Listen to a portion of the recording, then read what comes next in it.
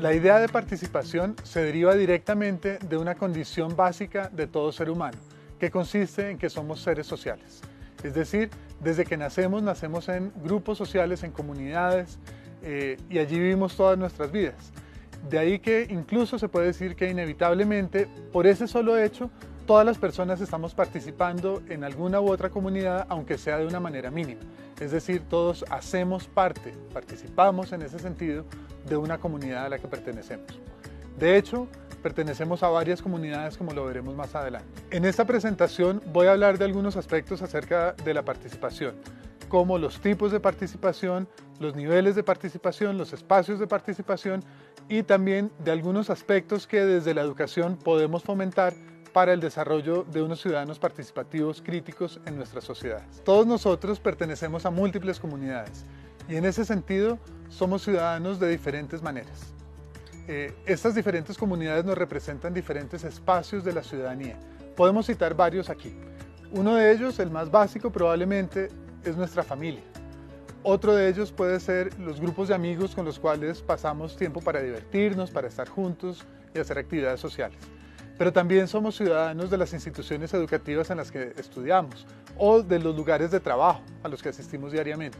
También somos ciudadanos de otras asociaciones en las que nos reunimos con otras personas que tienen algún interés en común con nosotros, intereses deportivos, culturales o de otro tipo.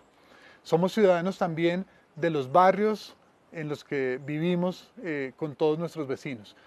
También de los municipios, ciudades, pueblos en donde estamos viviendo, así como de los países e incluso también del planeta entero. A continuación, voy a hablar de tres tipos fundamentales de participación ciudadana. Una que podemos llamar participación social, otra participación comunitaria y por último, participación política. La participación social se refiere a tomar parte en aquellas actividades que constituyen la vida cotidiana de la comunidad. Son estas actividades de las cuales derivamos algún sentido y sentimos que estamos desarrollándonos como personas. Por ejemplo, cuando decidimos que los domingos jugamos fútbol con nuestros compañeros y amigos del barrio y participamos en torneos. O por ejemplo, si nos reunimos en un grupo de personas aficionadas al cine y nos sentamos periódicamente a ver películas y a conversar sobre aquellas películas que estamos viendo. También cuando asistimos a los ritos religiosos de la iglesia a la que pertenecemos, o también cuando participamos en los carnavales, festivales y otro tipo de eventos del pueblo o ciudad en donde estamos viviendo. Señalar la importancia de la participación social para los ciudadanos no significa negar o rechazar que estos también deban tener unos espacios privados para sí mismos individualmente.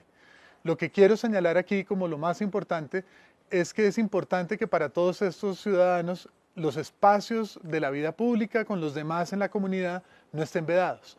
Entre más difícil tengan el acceso a estos espacios del desarrollo de la vida de la comunidad, menos podemos decir finalmente que la comunidad es una comunidad. Menos podemos decir finalmente que los actores sociales, los ciudadanos, realmente están haciendo parte de la comunidad. La participación comunitaria se da de varios modos y en varias instancias diferentes. Una de ellas es cuando hacemos participación solidaria. Por ejemplo, cuando acudimos en ayuda de aquellas personas que han sido damnificadas o han sido afectadas por algún tipo de desastre natural. Pero también cuando nos vinculamos a una organización, por ejemplo una organización protectora de animales, y trabajamos voluntariamente con ellos para el bienestar de los animales de la calle. Es también lo que ocurre en el tipo de trabajo que se hace con los estudiantes en varias escuelas y colegios y que a veces llamamos trabajo o servicio social. La participación comunitaria no necesariamente tiene que ser siempre acudir en la ayuda de alguien que está mal. También puede darse cuando, por ejemplo, contribuimos ya sea recogiendo fondos o incluso con nuestro propio trabajo físico en la construcción de un espacio que es de bien para toda la comunidad. De esta manera, la participación comunitaria tiene mucho que ver con eso que a veces llamamos responsabilidad social. Y por esta razón, para algunos es un deber de todos los ciudadanos. Sin embargo, aquí hay una discusión interesante que vale la pena tener en cuenta. ¿Cuáles actividades de los ciudadanos deben ser asumidas como una responsabilidad de ellos y en qué casos estarían ellos simplemente supliendo algo que es responsabilidad del Estado? El tercer tipo de participación ciudadana de la cual estamos hablando aquí es la participación política. En la participación política, al igual que en el caso de la participación comunitaria, los ciudadanos se asocian entre sí para actuar para mejorar las condiciones de vida de la comunidad. Sin embargo, en el caso de la participación política, aquello sobre lo cual se actúa para transformarlo es más bien aquellos elementos más estructurales que definen el marco en el cual transcurre la vida de la comunidad. Por ejemplo, las normas, las instituciones, la cultura. Existe un amplio espectro de posibilidades para la participación política. La más sencilla y básica de todas posiblemente es esa que llamamos la creación de opinión pública. Como ciudadanos contribuimos a crear opinión pública cada vez que nos reunimos con otros conciudadanos y expresamos ante ellos nuestras opiniones y visiones acerca de los asuntos de lo público, es decir, sobre aquellas cosas que atañen la vida de toda la comunidad. Hay varios medios y espacios para la expresión de nuestra opinión y por lo tanto para la creación de opinión pública. Desde los espacios privados en los que conversamos con amigos, pasando por las redes sociales, los blogs en internet, las manifestaciones callejeras como los grafitis, las marchas de protesta e incluso cuando nos expresamos en medios masivos de comunicación. Existe discusión, por supuesto, sobre cuáles de estos espacios y medios son legítimos y deberían ser promulgados y promovidos. Pero la participación política no debería quedarse solamente en la expresión de la propia opinión acerca de los asuntos públicos. Debería incidir de una manera mucho más directa en la definición de las instituciones y las normas que rigen la comunidad. Los mecanismos de la democracia, por ejemplo, nos permiten esto. La revocatoria del mandato, las elecciones de gobernantes, las planeaciones participativas, por ejemplo, son mecanismos y espacios que contribuyen a la participación política más directa en este sentido. Es importante entender que no es suficiente conocer los mecanismos formales de una democracia para poder participar efectivamente en ella. También es importantísimo saber cómo operan en la práctica los espacios y mecanismos para la toma de decisiones y la implementación de políticas en esa comunidad en la que estamos participando. Por ejemplo, deberíamos saber qué otros tipos de actores sociales tienen necesidades o intereses alrededor de ese tema de participación en el cual estamos actuando. También deberíamos saber negociar y dialogar con ellos y saber cuándo establecer alianzas con algunos de estos actores sociales. También deberíamos saber cómo opera el poder, el ejercicio del poder en esa comunidad y en esa situación particulares.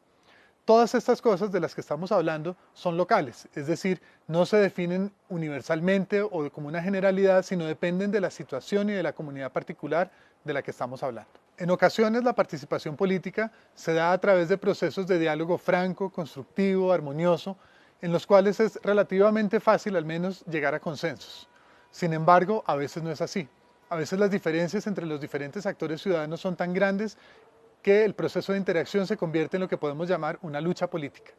En cualquiera de estos dos casos, ya sea lo uno o lo otro, es importante recordar que unas condiciones equitativas de participación para todos los ciudadanos son indispensables para que podamos hablar de una sociedad políticamente vital.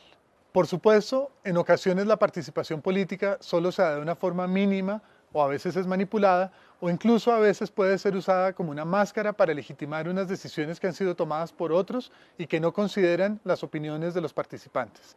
Este mensaje, originalmente usado en los carteles de los estudiantes franceses en las revueltas de mayo de 1968, expresa de forma brillante el sentido de una participación no genuina o posiblemente manipulada, y también nos mueve a sentir la frustración que eso causa. Es la conjugación del verbo participar con un giro irónico. ¿Para qué serviría participar en un proceso no genuino o manipulado? Para que otros se beneficien. Para pensar críticamente acerca de los procesos de participación política, algunos autores han propuesto lo que se ha llamado la escalera de la participación ciudadana.